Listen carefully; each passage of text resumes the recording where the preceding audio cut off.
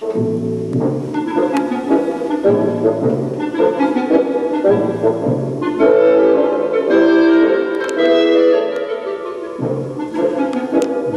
evening.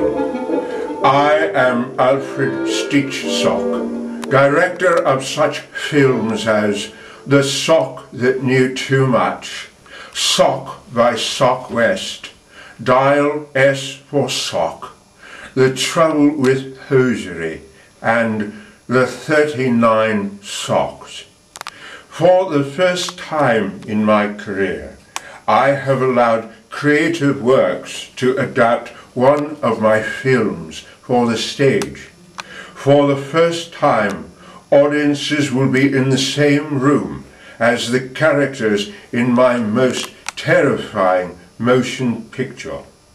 Get ready for the suspense and the horror, the cloth and the buttons of Sock Puppet Psycho.